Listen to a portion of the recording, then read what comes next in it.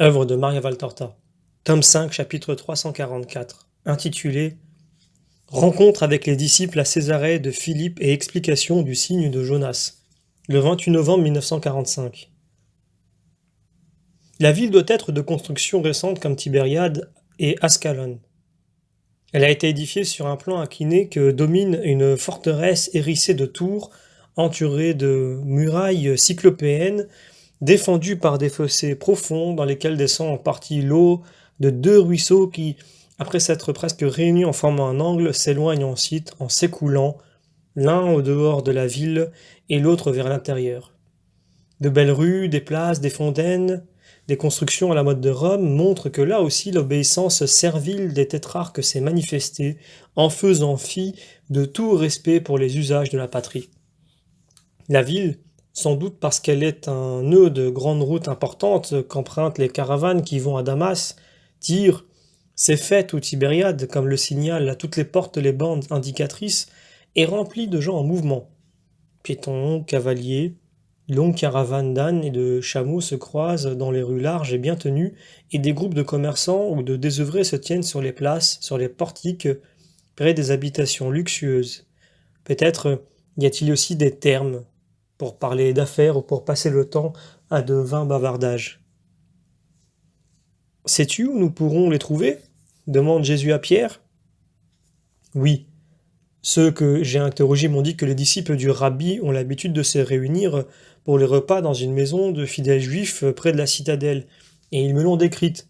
Je ne peux pas me tromper, c'est une maison d'Israël jusque dans son aspect extérieur, avec une façade sans fenêtre extérieure, un haut portail muni d'un judas, et sur le côté du mur une petite fontaine et les hautes murailles du jardin, qui se prolongent de deux côtés dans de petites ruelles, ainsi qu'une terrasse élevée sur un toit rempli de pigeons.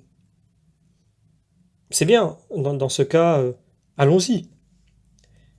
Ils traversent toute la ville jusqu'à la citadelle, ils arrivent à la maison qu'ils cherchent et frappent. Le visage ridé d'une petite vieille se présente au Judas. Jésus s'avance et salue. Que la paix soit avec toi, femme. Les disciples du rabbi sont-ils revenus? Non, homme, ils sont du côté de la grande source avec d'autres venus de plusieurs pays de l'autre rive pour chercher justement le rabbi. Ils sont tous à l'attendre. Es-tu aussi de cela? Non, je cherchais les disciples. Alors regarde. Tu vois cette route qui est presque en face de la fontaine? Prends-la et monte jusqu'à ce que tu arrives devant une haute muraille en pierre d'où il sort de l'eau dans une espèce de vasque qui forme plus loin un petit ruisseau. Tu les trouveras tout près. Mais tu viens de loin? Veux-tu te rafraîchir, entrer ici pour les attendre? Si tu veux, je vais appeler mes maîtres. Ce sont de bons juifs, tu sais. Et ils croient au Messie. Ils sont ses disciples seulement pour l'avoir vu une fois à Jérusalem au temple. Mais maintenant, les disciples du Messie les ont instruits sur lui et ils ont fait des miracles ici parce que c'est bien, brave femme. Je reviendrai plus tard avec les disciples. Paix à toi, retourne à tes occupations. Dit Jésus avec bonté, mais aussi avec autorité pour arrêter ce flot de paroles. Ils se remettent en marche et les plus jeunes des apôtres rient de bon cœur de la scène de la femme et font même sourire Jésus. Maître, dit Jean, elle paraissait être elle-même cette grande source, n'est-ce pas? Ses paroles jaillissent à flot continu, et elle a fait de nous autant de vases qui débardent en ruisseaux de paroles. Oui, j'espère que les disciples n'auront pas fait de miracle sur sa langue. Ce serait le cas de le dire. Vous avez fait trop de miracles, dit Jude, qui, contrairement à son habitude, rit de bon cœur. Le plus beau, c'est quand elle va nous voir revenir et qu'elle se rendra compte que c'était le maître. Qui arrivera à la faire taire? Demande Jacques, fils de Zébédée. Non, au contraire, elle restera muette de stupeur, intervient Matthieu, en prenant part aux commentaires des jeunes. Jean louerait le Très-Haut, si la stupeur lui paralyse la langue.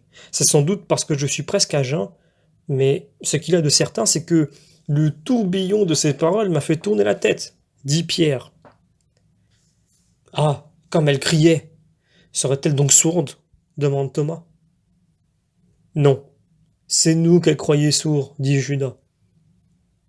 Laissez-la tranquille, la pauvre vieille. Elle était bonne et croyante, son cœur est généreux comme sa langue, dit Jésus, mi-sérieux.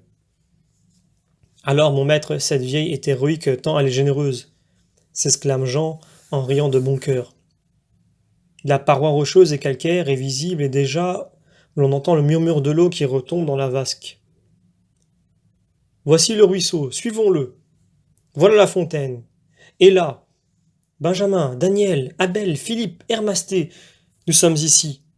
Le maître est là, crie Jean à un important groupe d'hommes rassemblés autour de quelqu'un qu'on ne voit pas. Tais-toi, mon garçon, ou tu ressembleras toi aussi à cette vieille poule, conseille Pierre. Les disciples se sont retournés et ils ont vu. Aussitôt, ils se précipitent et sautent en bas de la terrasse. Je vois maintenant que le groupe compact se disloque, qu'aux nombreux disciples, anciens désormais, ils se mêlent des habitants de Cédès et aussi du village du Surmuet. Ils doivent avoir pris des chemins plus directs car ils ont précédé le maître. La joie est grande. Questions-réponses fusent.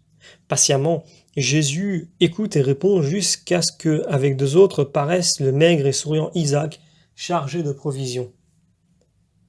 Allons à la maison hospitalière, mon Seigneur, et là tu nous diras ce que nous n'avons pas pu dire, parce que nous ne le savions même pas. Ceux-ci, les derniers venus, ils sont avec nous depuis quelques heures à peine, veulent savoir ce qu'est pour toi le signe de Jonas que tu as promis de donner à la génération perverse qui te persécute, dit Isaac. Je l'expliquerai en marchant. Marcher! Ce n'est guère aisé, comme si une odeur de fleurs s'était répandue dans l'air au point d'attirer de nombreuses abeilles. Des gens accourent de tous côtés pour se joindre à ceux qui entourent Jésus. Ce sont nos amis, explique Isaac, des gens qui ont cru et qui t'attendaient. Des gens qui ont reçu des grâces de ceci et de lui en particulier, crie quelqu'un de la foule en montrant Isaac. Isaac rougit et comme pour s'excuser, il dit « Moi je suis le serviteur, c'est lui le maître. Vous qui attendez, voici le maître Jésus. » Alors oui, ce coin tranquille de Césarée, un peu excentré, confiné comme il l'est à la périphérie, devient de plus en plus agité qu'un marché et plus bruyant encore. Hosanna, acclamation, supplication, il y a de tout. Jésus avance très lentement, enserré dans cette tenaille d'amour, mais il sourit et bénit, si lentement, que certains ont le temps de s'éloigner vivement pour répandre la nouvelle et pour revenir avec des amis ou des parents, en tenant des enfants à bout de bras pour qu'ils puissent parvenir sans dommage jusqu'à Jésus, qui les caresse et les bénit. C'est ainsi qu'ils arrivent à la maison d'où ils étaient venus et ils frappent. La vieille servante de tout à l'heure entend les voix et ouvre sans hésitation. Mais elle voit Jésus au milieu de la foule qui l'acclame et elle le comprend. Elle tombe à terre en gémissant. « Pitié, mon Seigneur, ta servante ne t'avait pas reconnu et ne t'a pas vénéré. »« Ne t'en fais pas, femme. Tu ne connaissais pas l'homme, mais tu croyais en lui. C'est cela qu'il faut pour être aimé de Dieu. Lève-toi et conduis-moi à tes maîtres. » La petite vieille obéit, tremblante de respect. Mais elle voit ses maîtres anéantis eux aussi par le respect, écrasés contre le mur, au fond de l'entrée un peu obscure. Elle les montre. Les voici. Paix à vous et à cette maison. Que le Seigneur vous bénisse pour votre foi dans le Christ et pour votre charité envers ses disciples, dit Jésus en allant à la rencontre des deux vieux époux ou bien frères et sœurs. Il le vénère, l'accompagne dans la vaste véranda où, sous un lourd voile, de nombreuses tables ont été préparées. La vue s'ouvre sur Césarée et sur les montagnes qui s'étendent par derrière et sur les côtés. Les pigeons croisent leur vol de la terrasse au jardin rempli de plantes et de fleurs. Pendant qu'un vieux serviteur ajoute des places, Isaac explique. Benjamin et Anne nous accueillent, et non seulement nous, mais ceux qui viennent à ta recherche. Ils le font en ton nom. Que chaque fois le ciel les bénisse. Ah, nous avons les moyens et nous n'avons pas d'héritier. À la fin de notre vie, nous adoptons comme enfants les pauvres du Seigneur, dit simplement la vieille femme. Jésus lui pose la main sur sa tête blanchie en disant « Et cela te rend mère plus que si tu avais conçu 100 fois. » Mais maintenant, permettez-moi d'expliquer ce que les habitants désiraient savoir, pour pouvoir les congédier ensuite et nous asseoir à table. La terrasse est envahi par les gens et ils entrent toujours encore et encore. Ils se serrent dans les endroits libres. Jésus est assis au milieu d'une couronne d'enfants qui le regardent, l'air extasié de leurs yeux innocents. Il tourne le dos à la table et sourit à ses enfants même en abordant ce sujet sérieux. Il semble lire sur les minois candides les mots de la vérité dont on lui demande l'explication. Écoutez, le signe de Jonas que j'ai promis aux méchants et que je vous promets à vous aussi, non que vous soyez mauvais, mais au contraire pour que vous puissiez arriver à la perfection de la foi quand vous le verrez accompli, le voici. De même que Jonas resta 3 jours dans le ventre du monstre marin, puis fut rendu à la terre pour convertir et sauver Ninive, ainsi en sera-t-il pour le Fils de l'homme, pour calmer les vagues d'une grande tempête satanique. Les grands d'Israël croiront utile de sacrifier l'innocent. Ils ne feront qu'accroître leur péril, parce qu'en plus de Satan qui les trouble, ils auront Dieu pour les punir après leurs crimes. Ils pourront vaincre la tempête de Satan en croyant en moi, mais ils ne le font pas, parce qu'ils voient en moi la raison de leur trouble, de leur peur, de leur danger, et un déni de leur sainteté qui n'est pas sincère. Mais quand l'heure sera venue, le monstre insatiable qu'est le ventre de la terre, qui engloutit tout homme qui meurt, se rouvrira pour rendre la lumière au monde qui l'a renié. Voici donc, de même que Jonas fut pour les Ninivites un signe de la puissance et de la miséricorde du Seigneur, ainsi le Fils de l'homme le sera-t-il pour cette génération. Avec la différence que Ninive s'est convertie alors que Jérusalem ne se convertira pas, car elle est remplie de la génération mauvaise dont j'ai parlé. C'est pourquoi la reine du Midi se lèvera au jour du jugement contre les hommes de cette génération et la condamnera, car elle est venue, à son époque, des confins de la terre pour entendre la sagesse de Salomon, tandis que cette génération qui m'a eu au milieu d'elle ne veut pas m'entendre et me persécute, me chasse comme un lépreux et un pécheur, moi qui suis beaucoup plus que Salomon. Les Ninivites eux aussi se lèveront au jour du jugement contre la génération mauvaise qui ne se convertit pas au Seigneur son Dieu, eux qui se sont convertis à la prédication d'un homme. Moi je suis plus qu'un homme, fût-il même Jonas ou quelque autre prophète. Je donnerai donc le signe de Jonas à qui demande un signe sans équivoque possible. C'est un et un signe que je donnerai à ceux qui ne veulent pas courber leur front arrogant devant l'épreuve que je leur ai déjà donnée, de vie qui reviennent par ma volonté. Je donnerai tous les signes, celui d'un corps décomposé, qui redevient vivant et intact, et celui d'un corps qui se ressuscite tout seul, parce que tout pouvoir est donné à son esprit. Mais ce ne seront pas des grâces. Elles ne rendront pas moins accablante la situation, ni ici, ni dans les livres éternels. Ce qui est écrit est écrit, et comme des pierres pour une prochaine lapidation, les preuves s'accumuleront. Contre moi pour me nuire sans y réussir, contre eux afin de les faire passer pour l'éternité sous la condamnation de Dieu, réservée aux incrédules pervers. Voilà le signe de Jonas dont j'ai parlé. Avez-vous autre chose à demander? Non, maître. Nous le rapporterons au chef de notre synagogue dont le jugement sur le signe promis était très proche de la vérité. Matthias est injuste. La vérité se révèle aux justes comme elle se révèle à ces innocents qui, mieux que tout autre, savent qui je suis. Avant de vous congédier, permettez-moi d'entendre louer la miséricorde de Dieu par les anges de la terre. Venez, mes petits. Les enfants, qui jusque-là étaient restés tranquilles avec peine, accourent vers lui. Dites-moi, mes enfants sans malice, pour vous, quel est mon signe?